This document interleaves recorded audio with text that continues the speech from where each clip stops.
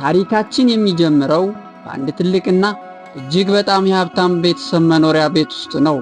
ካሌብ የተባለው የ17 ዓመት ወጣት በከፍተኛ የሀብትና የቅንጦት ዓለም ውስጥ ያደገ ልጅ ነው።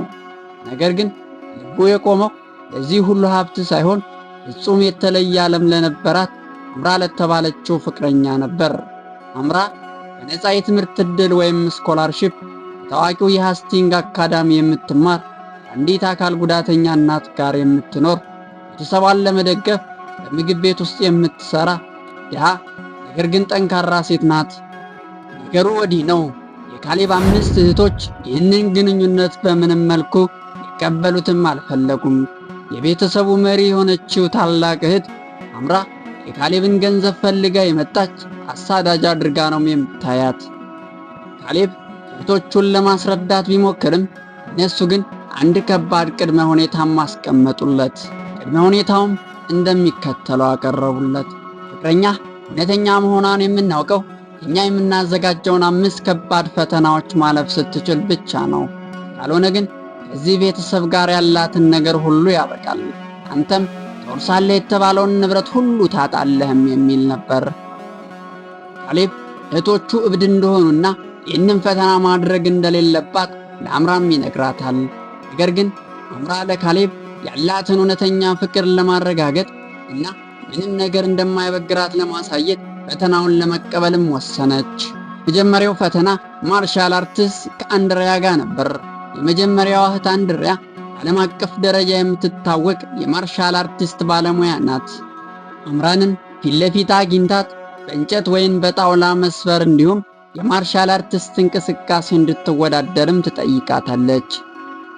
የአንድሪያን እንቅስቃሴዎችን ስታይ አምራ በልጅነቷ በትምህርት ቤት የናቋትን ሰዎችና ያሳለፈችውን አስቸጋሪ ሕይወት ታስታውሳለች። ያ የውስጥ ጥንካሬውን ረድቷት አንድሪያ ያሳየቻትን እንቅስቃሴዎች በሙሉ ፍጹም በሆነ መንገድ በመድገም የመጀመሪያውን ፈተና በድልም ታልፋለች። ሁለተኛው ፈተና የተዘጋጀው በዓለም ደረጃ ታዋቂ ቀስት ወርዋሪ በሆነችው በአይሪስ ነበር። ፈተናው ቀስቱ ኢላማው ላይ ማሳረፍ ብቻ ቢሆንም አይሪስ ግን በአምራን ላይ የስነ ልቦና ጫና ለመፍጠር በዙሪያ ያሉ ሰዎችን እንዲጮሁና እንዲረብሿትም ታደርጋለች። አምራ እጆቿ ሲንቀጠቀጡና ልቧ በፍጥነት ሲመታ በሕይወቷ ውስጥ የሚያጋጥማትን ትልቅ ረብሻዎች ሁሉ አስባ ትንፋሿን ታስተካክላለች። ሕይወቱን በሙሉ ከአእምሮ አውጥታ በመወርወር ቀስቱን ኢላማው ላይ በትክክል ታሳርፋለች። ሁለተኛውንም ፈተና በድልም ታጠናቅቃለች። ሶስተኛው ፈተና የተዘጋጀው በሶስተኛዋ እህት ስቴላ ሲሆን ስቴላ የታወቀች የሪያሊቲ ቲቪ ኮከብ ስትሆን ፈተናው ሮስት ወይንም በሰዎች ፊት የመሰደብና የመዋረድ መድረክ ነበረ። ስቴላና ጓደኞቿ በአምራ ድህነት በምትለብሰው ያገለገለ ልብስ እንዲሁም በነፃ ትምህርት ዕድሏ ላይ እጅግ አሳፋሪ የሆነ ስድቦችንም ያዘንቡባታል። አምራ በውስጧ ብታለቅስም ፊቷ ላይ ግን ምንም አይነት ስሜት ሳታሳይ በጽናትም ትቆማለች። የስድብ ናዳ ሲያበቃ እንዲሁም ጨምሩልኝ በማለት ጥንካሬዋን አሳይታ ስቴላን በአግራሞትም አስገረመቻት። አራተኛው ፈተና የተዘጋጀው በአራተኛዋ እህት ሲሆን እሷም ብሬን ትባላለች። ብሬን የአጥር ሰይፍ ፊልሚያ ሻምፒዮን ስትሆን ፈተናው እጅግ አስቸጋሪም ነበር። ሁለቱም አይናቸው ተጋርዶ ነው የሚፋለሙት። ብሬን በችሎቷ አምራን ደጋግማም ትመታታለች። አምራን ግን በልጅነቷ አይናቸውን ተጋርደው ሲጫወቱ እናቷ የሰጠቻትን ምክርም ታስታውሳለች። ማየት ባትችይም መስማት ትችያለሽ። አምራን ሙሉ ትኩረቷን ወደ ብሬን የእግር ኮቴና የሰይፍ ድምፅም ታደርጋለች። በዚህም መሰረት ብሬን በተከታታይ በመምታት አራተኛውን ፈተና በድልም ትጨርሳለች። አራቱንም ፈተናዎች ካለፈች በኋላ አምራ በትልቅ እህቷ ሚስ ዋሪንግተን ወደ ተዘጋጀው የቅንጦት ራትም ትጠራለች። ይህ ራት ግን ክብር ሳይሆን ትልቅ ወጥመድም ነበር። ዋርቲንግተን የአምራን የኋላ ታሪክ በሙሉ መርምራ በጠረጴዛ ላይም ዘረገፈች። በመቀጠልም እንዲህ አለቻት፣ አንቺና ወንድሜ የሰማይና የምድር ያህል የተራራቃችሁ ናችሁ። እውነተኛው የፍቅር ፈተና እርሱን ትተሽ መሄድሽ ነው። ምክንያቱም ከአንቺ ጋር ከሆነ ንብረቱን ሁሉም ያጣልና።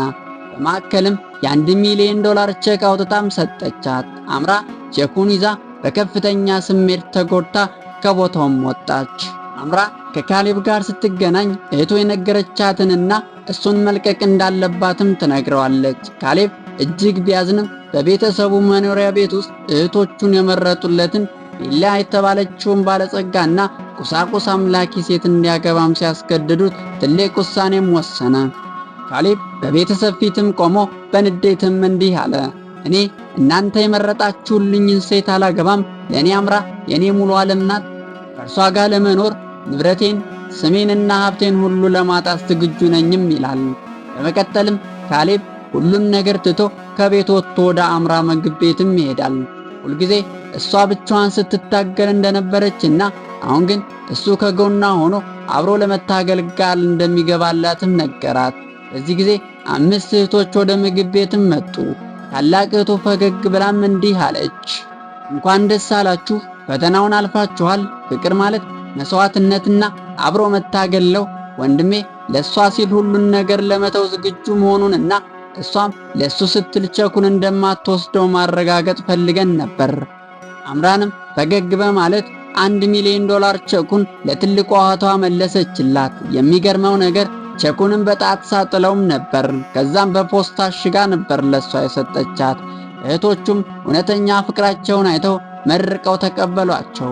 ካሌብም በሚያበሳጭ ሁኔታ ቤልን ትቶ አምራን በመምረጡ እህቶቹ ሳይቀሩ አምራ ምን ያክል አስተዋይና ቆንጆ ሴት እንደሆነችም አመኑ። ይህ ታሪክ የሚያስተምረን እውነተኛ ፍቅር በገንዘብ በንብረት ወይም በዘር የማይለካ መሆኑን ነው።